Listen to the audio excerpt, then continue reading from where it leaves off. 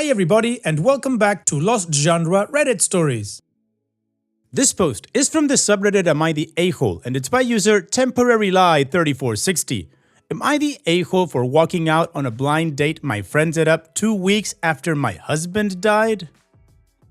I just really need some clarity on this situation. I, 23 female, lost my husband, 25 male, 2 weeks ago to a car accident. He was the love of my life and I'm still not used to waking up without him every day. We had big plans for our future and it all came crashing down in a heartbeat. We met on his uncle's farm. He was a farmhand and it was love at first sight for me. I'm also 4 months pregnant, but I haven't told anyone. And I was planning on telling my best friend when I was feeling better.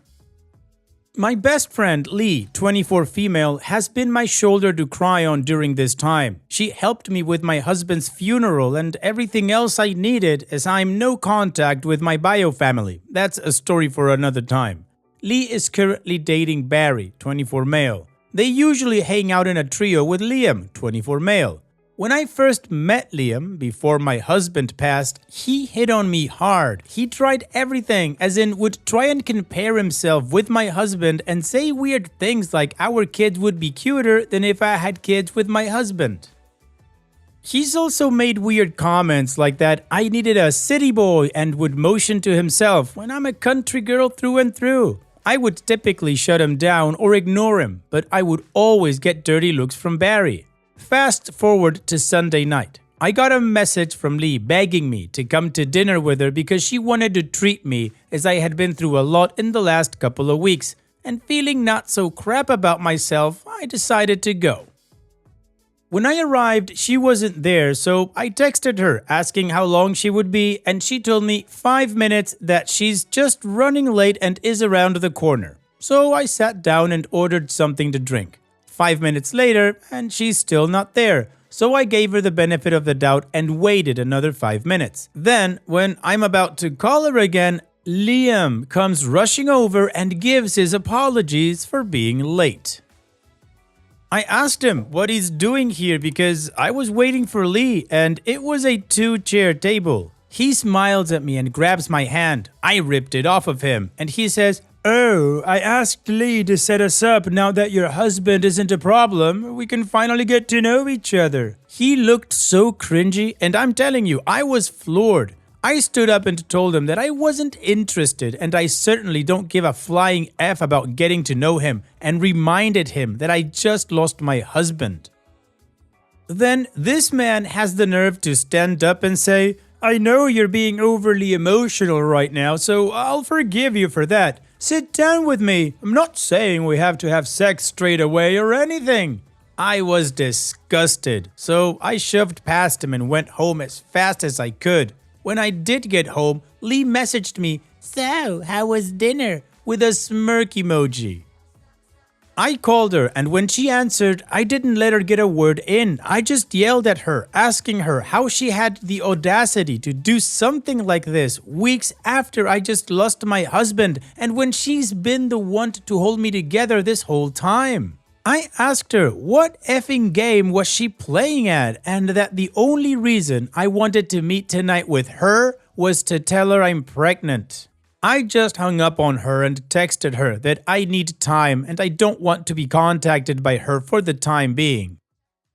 Then, last night, Barry came to my house and asked to talk. I said no and that if he didn't leave, I'd call the police. He told me that I broke Lee's heart and that I deeply hurt Liam, considering now is an even better time to get to know him because he could raise my child with me. I opened my door, which Barry took as a sign that I wanted to talk. Instead, I hit him with my shoes and chased him to his car screaming. I'm actually embarrassed I did that. All day today, I've been flooded with messages from friends and the trio themselves shaming me for pushing away the people who care about me the most and that they don't even recognize the person I've become. The only thing that hurts the most is that my husband would know what to do. He would tell me how to fix it and now I have no one who I can talk to. I'm just so numb inside. I have a therapy appointment tomorrow, but I'm thinking of calling my husband's mom, even though we've barely spoken since the funeral. Any advice is appreciated. Well, Opi, first of all, I am so sorry for your loss. And I'm also sorry that the people you thought were supporting you, particularly your best friend, turned out to be a harpy. She's not a friend, Opi, and neither are any of the other people that are calling you or sending you messages to shame you. Who the F do these three a-holes think they are? I mean, Lee, your best friend, for setting you up behind your back 2 weeks after your husband passed. Liam for being a creep, and Barry for going to your home to tell you that Liam is the best option to raise your kid with you. They can all three get bent and go F themselves. OP, I don't think you need some time. I think you need to go no contact with these people. These are not your friends. Just get rid of them. And I think at the end, you gave yourself the best option. Call your late husband's mother. If you had a good relationship with your in-laws, then they would be the perfect support system right now. And what do you guys think? Let me know in the comment section, and now let's check out the community comments. If I were in your shoes says, not the a-hole 1,000 times. That is way too soon for any of that. Sorry, I know women and it has been years and they are still not dating, and I am sorry for your loss. You need time to grieve. Take the time you need. There is no timeline for it. Take care of yourself and your child. Roman 1969 says, the real problem here is your friendship with Lee. She may have supported you during the first few weeks of your loss, but she's certainly not your friend now. She's pimping you out to any bozo who comes along, probably at her a-hole husband's insistence. If they and anyone else thinks you can get over such a profound loss with a cheap F, then they need out of your life. The fact that they're all in on taking advantage of a grieving pregnant widow is beyond creepy. Of course you've changed. You've lost your husband, which any normal person would be deeply affected by. Cut them out of your life. No explanation needed. Block, block, block. You and baby are all that matters now. A-hole friends have absolutely no place in your life now. I'm deeply sorry for your loss, not the a-hole.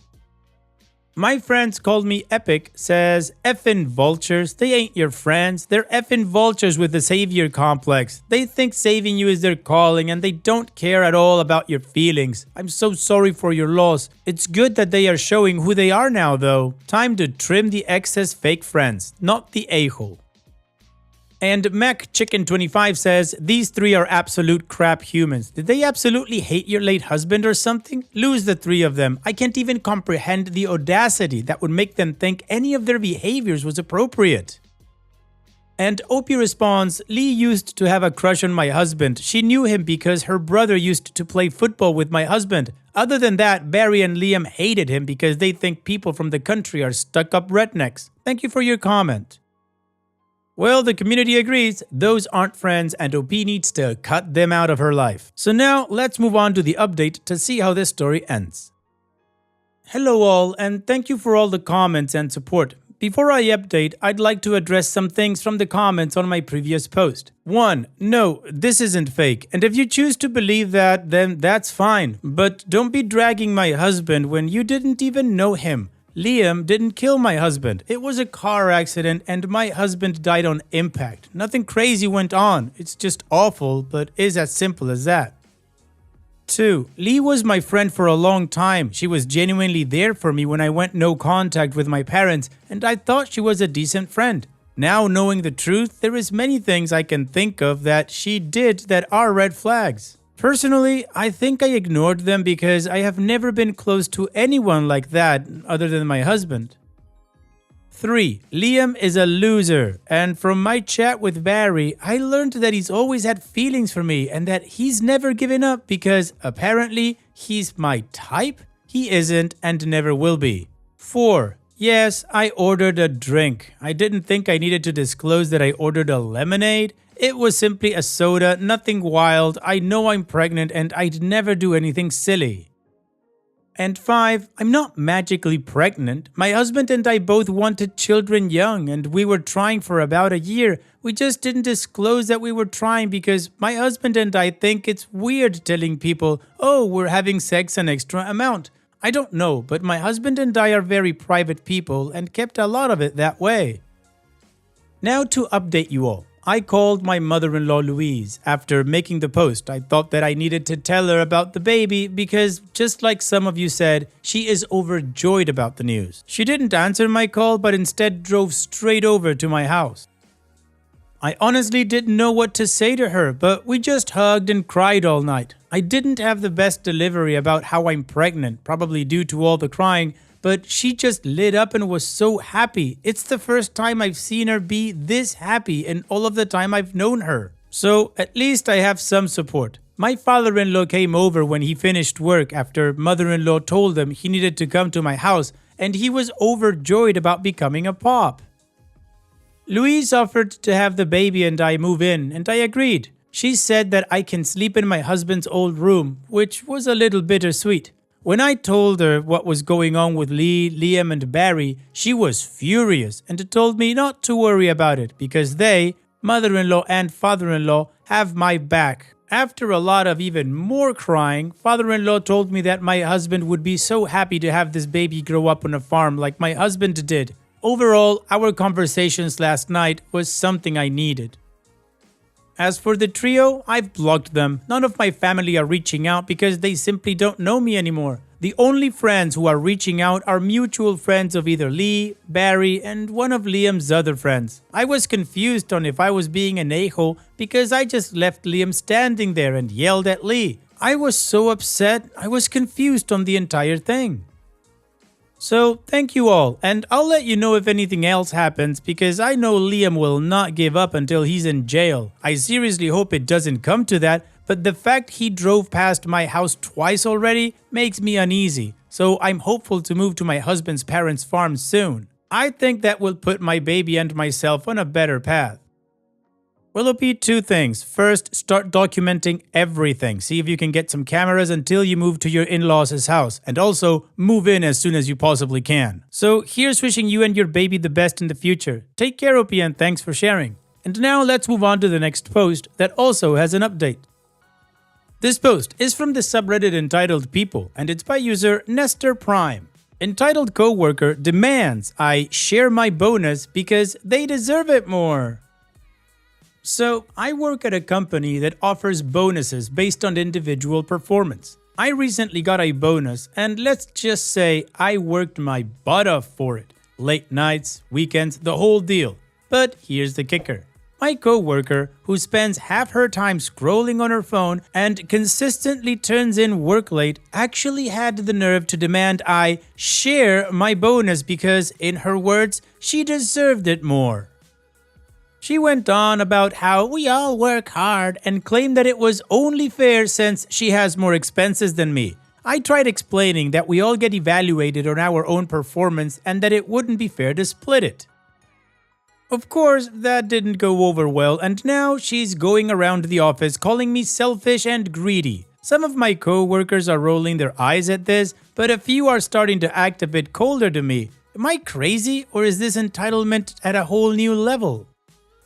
No, OP, you are not crazy at all. This is entitlement at a ridiculous level. I mean, you have to have some very special case of main character syndrome to think that you deserve what other people work for. I don't know how you would get to that part, but yeah, you need to be some very special kind of idiot. If your coworker has financial issues or she has more expenses, then the solution isn't to berate a coworker to give her money she didn't earn, but to actually hand in the work on time and stop scrolling through her phone. Now, if she's creating a hostile work environment for you, OP, go to HR and make a report. And what do you guys think OP should do? Split the money with the coworker or go to HR? Let me know in the comments section, and now let's continue with the community comments to see what they said.